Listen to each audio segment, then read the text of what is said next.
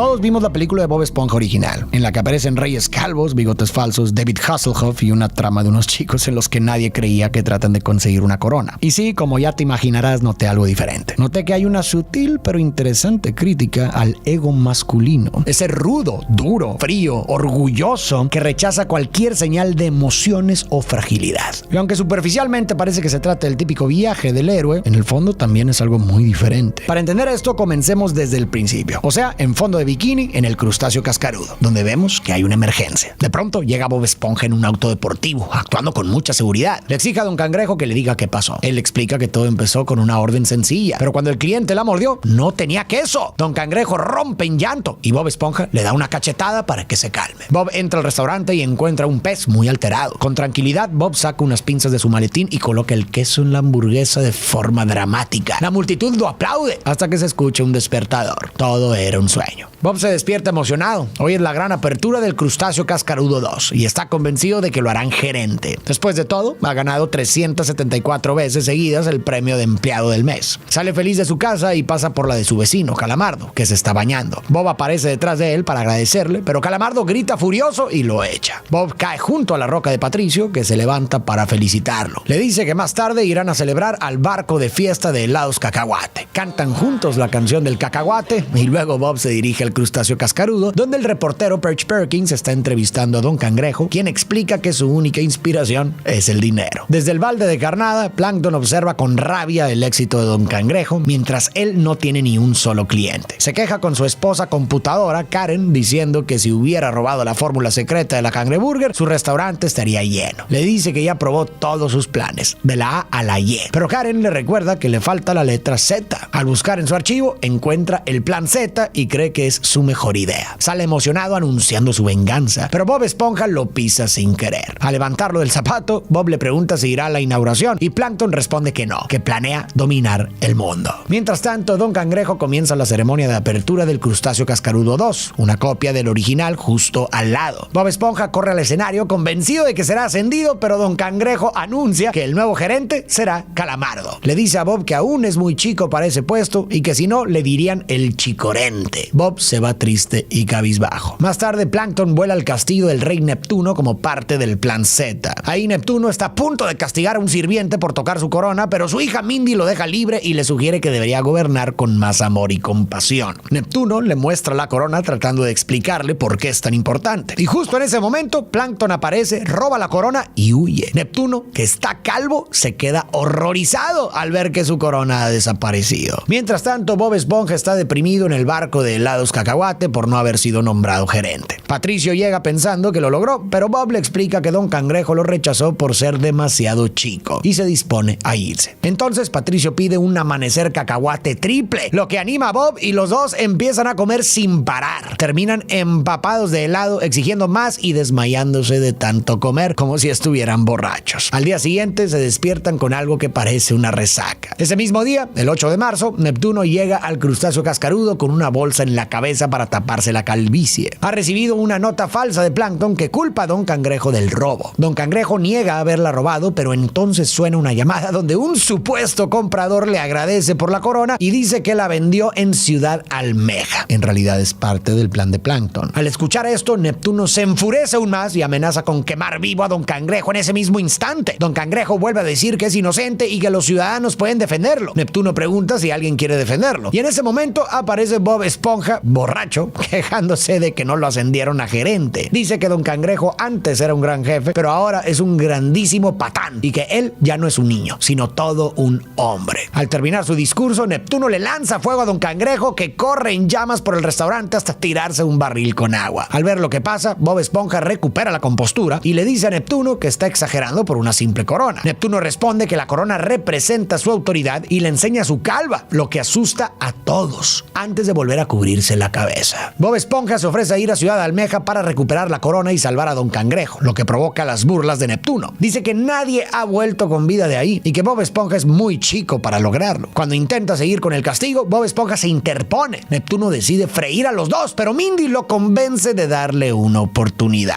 Al principio, Neptuno le da 10 días para recuperar la corona, pero Patricio interrumpe diciendo que pueden hacerlo en menos. Así que al final acuerdan 6 días. Bob Esponja y Patricio aceptan ir a Ciudad Almeja mientras Neptuno congela a Don Cangrejo y amenaza con eliminarlo si no regresan a tiempo. Quiero empezar este análisis con Plankton. Plankton es un villano chistosísimo, pero si lo miras con atención también da un poquito de tristeza. Porque sí, es ridículo. Tiene planes exageradísimos para robar una simple fórmula de hamburguesas, se la pasa quejándose y amenazando y al final siempre termina aplastado, literal y emocionalmente. Y es que debajo de todo ese show de Plankton lo que realmente hay es una necesidad desesperada de sentirse suficiente. No creo que sea casual que Plankton sea tan diminuto. Su tamaño también refleja lo pequeño, frágil e ignorado que se siente por dentro. Y ese sentimiento lo acompaña todo el tiempo. No lo dice explícitamente, pero si pones atención hay señales. Por ejemplo, su esposa Karen es una computadora que él mismo creó y convirtió en su pareja. Y eso la verdad dice muchísimo. Por un lado habla de un deseo genuino de amor y compañía, pero al tratarse de una computadora también refleja un miedo muy fuerte al rechazo, justo como probablemente se ha sentido toda su vida. Pero en vez de enfrentar sus carencias, lo que hace Plankton es disfrazarlas con un ego enorme y una ambición desmedida de poder y control. Y eso encaja muy bien con lo que en psicología se conoce hoy como narcisismo compensatorio. Es cuando una persona en el fondo se siente menos, pero en lugar de reconocer ese dolor o trabajarlo, lo cubre construyendo una imagen inflada de sí misma. Entonces se vuelve ambiciosa, exageradamente competitiva, obsesionada con demostrar que puede. Pero no desde un deseo genuino de crecer, sino desde una necesidad desesperada de validación externa. Porque cuando alguien necesita gritar su grandeza todo el tiempo, muchas veces es porque no se la cree en silencio. Y eso es lo que vemos en Plankton. Además, Plankton no quiere construir algo propio. Lo que quiere es quitarle a Don Cangrejo lo que él cree que le falta a sí mismo: éxito, admiración, respeto y reconocimiento. Su ego es tremendamente frágil. Se rompe con una sola comparación. Y si Don Cangrejo tiene éxito y él no, eso en su cabeza confirma que no vale y que no es suficiente. Y ese miedo duele tanto que Plankton necesita que el otro fracase. Porque si el otro pierde, entonces él, aunque sea por un momento, puede sentir que está por encima o que no está tan mal como cree. Por eso su verdadero plan es someter a todos, esclavizarlos, tener el control absoluto, porque lleva años acumulando ese resentimiento, años de sentirse menos, de ser ignorado, de vivir a la sombra de alguien más. Y todo ese dolor, mal manejado, se transformó en una necesidad de poder, de respeto, aunque sea a través del miedo, porque cuando alguien siente que no lo van a amar nunca, al menos quiere que lo teman. Y así también podemos ver a Plankton como el reflejo de ese dolor de no sentirte suficiente y de las formas tan torcidas y a veces destructivas que encontramos para intentar compensarlo. Mindy les da a Bob Esponja y Patricio una bolsa mágica de viento para que puedan volver a casa cuando consigan la corona. Les advierte que el camino es peligroso y que fuera de la ciudad hay un cíclope gigante que se lleva a las criaturas del mar y nunca regresa. Patricio queda enamorado de Mindy. Bob Esponja y Patricio salen en el cangremóvil. Al llegar a una gasolinera en la frontera, los dueños se burlan de ellos y de su auto, diciendo que no durarían ni 10 segundos más allá. Pero cuando cruzan, un matón les roba el coche de inmediato. Aún así, se ríen porque duraron 12 segundos y siguen caminando. Mientras tanto, con Don Cangrejo congelado, Plankton logra robar la fórmula de la cangreburger. Don Cangrejo apenas puede soltar una lágrima de tristeza. Plankton empieza a vender cangreburgers en el balde de carnada y el negocio se llena de gente. Incluso reparte cascos de cubeta gratis. Aunque está feliz, Karen le recuerda que si Bob Esponja y Patricio vuelven con la corona, Neptuno lo destruirá. Plankton le dice que ya contrató a un cazarrecompensas, Dennis, para detenerlos. Dennis cruza la frontera y ataca a los peces de la gasolinera por haberse reído de él. Más adelante, Bob Esponja y Patricio encuentran su coche en el bar hundido, un lugar lleno de peces rudos. Ven que un matón tiene la llave del auto. Bob Esponja le pide a Patricio que distraiga a los tipos, pero él solo dice que necesita ir al baño, arruinando el plan. Bob Esponja lo sigue al baño y lo regaña, pero al usar jabón salen burbujas y terminan jugando. Sin embargo, una burbuja llega al líder del bar, quien recuerda la política de que los bebés que soplan burbujas serán golpeados por todos los presentes. El líder entonces activa la canción del cacahuate, que ningún bebé sopla burbujas puede resistir. Bob y Patricio luchan por no cantar, pero el dueño los provoca. Justo antes de rendirse, unos gemelos empiezan a cantar y los matones los atacan. En el caos, Bob y Patricio recuperan la llave y escapan. Una de las cosas que más me llamó la atención al volver a ver esta película es que pude notar una crítica bastante sutil, pero a la vez clara, al ego masculino tradicional. Ese tipo de masculinidad que muchos aprendimos desde chicos, donde ser hombre significa ser fuerte, fuerte, duro, invulnerable, un hombre que nunca llora, nunca duda y nunca se muestra frágil. Una masculinidad que se construye más como una coraza que como una verdadera identidad. Y desde el principio eso se reflejó en el rey Neptuno y su obsesión con su calvicie. Lo que desató todo el conflicto de la película fue que alguien tocó su corona y dejó al descubierto su calva. En otras palabras, le tocaron el ego y expusieron su inseguridad. ¿Y cómo reaccionó? De forma totalmente desproporcionada, violenta incluso, solo porque alguien hirió su orgullo. Y eso, tristemente, no es algo tan alejado de la realidad. ¿Cuántas veces no vemos hombres que reaccionan con furia, con violencia, cuando sienten que su imagen de hombre fuerte se tambalea, cuando alguien les toca ese ego frágil? Esta lógica también la vimos hace un momento en los peces bravucones del bar hundido, que solo se relacionan desde la competencia, la fuerza y la violencia. Desprecian y reprimen cualquier señal de ternura o sensibilidad, cosa que dejaron claro con su prohibición a soplar burbujas, porque eso es de bebés. Porque lo infantil, lo tierno, lo emocional, lo sensible es motivo de burla, o peor aún, de castigo. Y entonces lo que nos queda es una masculinidad que solo puede existir si reprime todo lo que suene a emoción, vulnerabilidad, ternura o juego. Una masculinidad que se sostiene únicamente a base de miedo y una negación constante del mundo interno. Y la verdad, eso suena a algo profundamente dañino e infeliz. Pero la película parece proponer otra forma de ser hombre, y más adelante te la contaré. Al día siguiente, Calamardo nota que todos llevan cascos con cubeta. Al enfrentar a Plankton, deduce que fue él quien robó la corona del rey Neptuno para obtener la fórmula secreta. Le dice que lo va a denunciar, pero antes de que escape, Plankton activa un botón en Karen que convierte los cascos en dispositivos de control mental. Calamardo intenta huir, pero los ciudadanos controlados lo capturan. Mientras tanto, Bob y Patricio cruzan un campo lleno de calaveras, riéndose por su victoria en el bar. Ven un puesto de helados, pero la anciana que atiende resulta ser la lengua de un pez rana gigante que los persigue. Saltan del auto justo a tiempo antes de caer por un acantilado. El pez rana cae y se come el auto, pero luego es tragado por una enorme serpiente marina que sale de la fosa. El dúo ve que el camino sigue del otro lado, pero descubren que la fosa está llena de monstruos. Bob Esponja se rinde y acepta que ese lugar es solo para hombres, y que él y Patricio son solo unos chicos. Soplan burbujas, comen helado y adoran a un cacahuate que baila. Pero Mindy aparece y les muestra lo que pasó en fondo de bikini mientras ellos no estaban. Plankton se adueñó de la ciudad usando cascos de control mental y la convirtió en Planktonópolis. Bob Esponja y Patricio miran con horror cómo todos han sido esclavizados. Calamardo abanica a Plankton, Arenita corre en una rueda, la señora Puff rompe rocas y hasta Gary arrastra un bloque. Mindy les dice que su padre está demasiado ocupado preocupándose por su calvicie como para hacer algo. Ella intenta motivarlos diciéndoles que aunque sean chicos, pueden lograrlo si creen en sí mismos. Pero ellos solo lloran al ver su hogar convertido en una pesadilla. Entonces a Mindy se le ocurre una idea. Dice que los convertirá en hombres con su magia de sirena y les da 2 bigotes falsos hechos de algas. Ellos se lo creen y de inmediato recuperan la confianza. Se lanzan a la fosa cantando Un hombre soy y hasta se hacen amigos de los monstruos. Pero al llegar al otro lado, aparece Dennis, quien les dice que fue contratado para exterminarlos. Ellos se ríen, pero Dennis les arranca los bigotes y les dice que no son hombres de verdad. Luego se prepara para acabar con ellos. Sin querer revela que Plankton robó la corona del rey Neptuno y saca unas púas retráctiles de sus botas para aplastarlos. Pero antes de que lo logre, una bota gigante lo pisa. El dúo intenta agradecer al que lo salvó, pero se dan cuenta de que es el temido Cíclope, que en realidad es un buzo con traje antiguo y casco de un solo ojo. El Cíclope los atrapa y los lleva a su guarida, que está en la superficie. Despiertan en una pecera con agua dulce y piedras. Desde ahí ven cómo el Cíclope hace figuritas con animales marinos muertos. Luego los saca, los pone bajo una lámpara de calor y empieza a secarlos. Mientras el Cíclope va al baño, Bob Esponja se rinde, creyendo que fracasaron y que solo eran unos chicos que intentaron algo demasiado grande. Pero Patricio ve un cartel que dice Ciudad Almeja, regalos marinos, y se dan cuenta de que sí llegaron a su destino. Ven la corona de Neptuno en un cojín cercano y Bob Esponja se alegra al ver que al menos lograron su objetivo, demostrando que son más que un par de tontos. Ambos lloran de felicidad y cantan por última vez la canción del cacahuate. Mientras lo hacen, se van secando poco a poco hasta quedar convertidos en versiones reales y secas de sus especies. Parece que han muerto, pero su lágrima en forma de corazón cae al enchufe, provoca un cortocircuito y apaga la lámpara. El humo activa los aspersores y al caer el agua, Bob Esponja y Patricio reviven. Van por la corona, pero el Cíclope regresa y los atrapa. Justo entonces, las demás criaturas marinas reviven gracias al agua y se rebelan contra él. Durante la pelea, Bob Esponja y Patricio toman la corona y corren hacia la playa. Ahí Bob Esponja lee las instrucciones de la bolsa mágica de vientos, pero Patricio la activa sin querer y la bolsa se va, dejándolos atrapados. Por suerte, David Hasselhoff, un salvavidas, aparece y los lleva de regreso a través del océano en su espalda. Pero en el camino, Dennis reaparece con un puñal en la mano. Bob Esponja le suplica a Patricio que huya, pero pero él se niega y trata de detener a Dennis, quien lo golpea y lo lanza hasta el pie de David Hasselhoff. Luego Dennis acorrala a Bob Esponja, quien intenta calmarlo ofreciéndole 5 cacahuadólares. Dennis no cae y Bob intenta distraerlo con burbujas, pero el viento lleva las burbujas a los ojos de Dennis. Furioso, lanza a Bob lejos, pero Patricio lo atrapa justo a tiempo. Cuando Dennis está a punto de aplastarlos con sus botas con púas, un barco de vela lo golpea y lo manda al mar. Mientras tanto, el rey Neptuno está por ejecutar a Don Cangrejo, pero Mindy intenta distraerlo. Neptuno pierde la paciencia, la saca del restaurante y pone un gran candado en la puerta. Arriba, sobre la espalda de David Hasselhoff, Bob Esponja teme no llegar a tiempo. Así que David abre sus pectorales, acomoda a los dos y los lanza a toda velocidad hacia el crustáceo cascarudo 2. Justo cuando el rayo del tridente de Neptuno está por alcanzar a Don Cangrejo, la corona lo desvía. Bob Esponja y Patricio celebran. Neptuno recupera su corona y Mindy los felicita. Pero la alegría no dura. Plankton pone un casco gigante sobre Neptuno y lo controla también. Sus otros esclavos invaden el restaurante y rodean a los héroes. Neptuno apunta su tridente hacia ellos y parece que todo está perdido. Plankton se burla diciendo que Bob Esponja nunca tuvo oportunidad porque él es solo un chico. Bob Esponja lo admite. Sí, es un chico. Ni la magia, ni un ascenso, ni nada externo lo va a cambiar. Pero está bien, porque hizo todo lo que decían que un chico no podía hacer. Llegó a Ciudad Almeja, venció al Cíclope, viajó sobre Hasselhoff y recuperó la corona. Dice que sí, es un chico y también un chiflado, un tonto y un cabeza de chorlito. Pero sobre todo, es un cacahuate. Y con eso empieza a cantar una versión rockera del tema del cacahuate. Plankton ordena a sus esclavos que lo atrapen, pero Bob usa los rayos láser de su guitarra eléctrica para destruir todos los cascos de control mental, liberando a sus amigos y a los ciudadanos. Plankton le grita a Karen que haga algo, pero ella está demasiado atrapada en la música como para hacerle caso. Sin salida, Plankton intenta huir, pero es aplastado por los ciudadanos liberados frente al restaurante y termina arrestado. Hay otra cosa que me gusta mucho de esta película. Si te fijas bien, la historia de Bob Esponja es como un viaje del héroe, pero con un giro muy interesante. Bob empieza siendo visto como un chico. No encajaba en el molde del adulto serio que su entorno le exige. Luego, como en todo viaje del héroe clásico, Bob atravesó pruebas, cruzó límites, descendió a lo desconocido, literalmente llegó a la superficie, pasó por peligros reales, fue perseguido, capturado y murió secándose al sol y luego revivió, renació y regresó con el objeto sagrado, la corona de Neptuno. Hasta ahí todo parecía seguir el camino tradicional, pero lo interesante fue que Bob no regresó transformado. No se hizo más serio, no se hizo más rudo, adulto en el sentido clásico, no dejó de ser gracioso ni tierno. Al contrario, se convirtió en héroe siendo completamente fiel a su esencia. Cuando regresó con la corona, con todo fondo de bikini en peligro, lo que hizo fue sacar su guitarra y cantar su canción del cacahuate, pero ahora como un himno de rebeldía y de autenticidad. Y esa canción, la que todos veían como una tontería, se convirtió en un acto de poder que literalmente liberó a todos. No necesitó dejar de ser un chico, ni ocultar su ternura, ni volverse agresivo, ni endurecerse. Todo lo contrario. Fue su ingenuidad la que lo impulsó a aceptar una misión que nadie más se habría atrevido a tomar. Fue su ternura la que lo sostuvo en los momentos más duros. Y fue su lealtad a lo absurdo y a lo tonto lo que terminó salvando a fondo de bikini. Quizás madurar no sea renunciar a esas partes de nosotros que juegan, que sienten, que se emocionan por tonterías. Quizás madurar sea ser responsable, valiente, generoso y resiliente, pero sin apagar la ternura, la risa y la alegría de vivir, sin apagar a ese niño interior que muchas veces es justo el que más nos sostiene cuando todo se pone difícil. Quizás madurar en el fondo solo se trate de usar lo mejor de ese niño que fuimos, pero ahora con conciencia y corazón. Neptuno por fin valora las ideas de su hija Mindy sobre gobernar con amor y compasión, reconociendo que eso fue clave para recuperar su corona. Está por irse, pero Mindy le recuerda que Don Cangrejo sigue congelado. Neptuno va a ayudarlo, pero por error lo convierte en un niño antes de regresarlo a la normalidad. Luego se disculpa con él por haberlo acusado injustamente y le dice que tiene mucha suerte de tener a alguien como Bob Esponja de su lado. Como dije, la película propone otra forma de ser hombre, y esa propuesta viene de aportaciones de Bob Esponja y Patricio. Ellos lloran, se emocionan, se equivocan, cantan canciones del cacahuate, soplan burbujas sin vergüenza, y aún así fueron los que se lanzaron a la aventura, se enfrentaron peligros reales y arriesgaron todo por salvar a los demás. Como dije, no necesitaron renunciar a su ternura para ser valientes, ni volverse rudos para demostrar su fuerza. Y al final incluso el mismo Neptuno lo reconoció. Comenzó siendo una figura autoritaria, cerrada, que se imponía desde el miedo, pero poco a poco entendió que fue el amor, la compasión y la cooperación lo que realmente resolvió la situación. Entonces sí, entre borrachera de helados, canciones absurdas de cacahuates y guitarras de rock, la película termina proponiendo la idea de que la ternura, la empatía, la compasión y la emocionalidad también deben formar parte de lo masculino. Porque si no somos capaces de integrar esas partes, entonces estamos condenados a repetir una masculinidad brutal, violenta despreciable y profundamente infeliz. Don Cangrejo se disculpa con Bob por dudar de él y lo nombra gerente. Calamardo acepta diciendo que ya no quiere el puesto y todos celebran a Bob. Él intenta dar un discurso emotivo, pero no sabe cómo decir lo que siente. Calamardo trata de interpretar lo que iba a decir, que ahora se dio cuenta de que no quería lo que creía querer y que lo que realmente quería siempre estuvo dentro de él. Pero Bob le quita la placa de gerente, aclarándole que no era eso y que tenía el cierre del pantalón abajo. Lleno de alegría, Bob Esponja salta gritando que este es el mejor día de su vida. Durante casi toda la película a Bob le repitieron de forma directa o indirecta que era un chico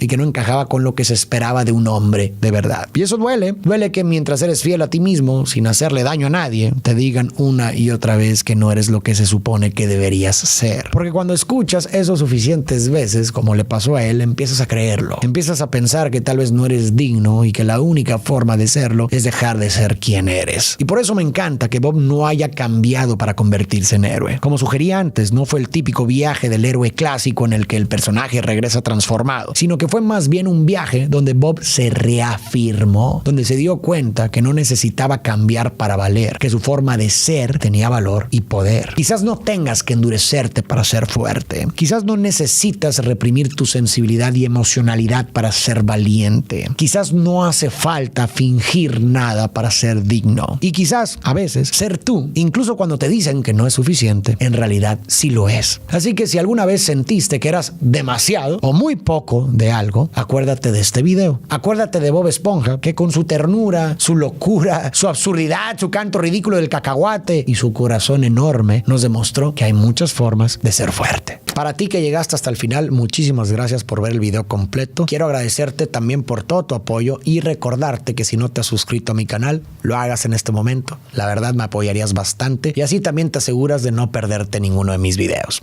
Sin más, tú y yo nos vemos en el próximo video.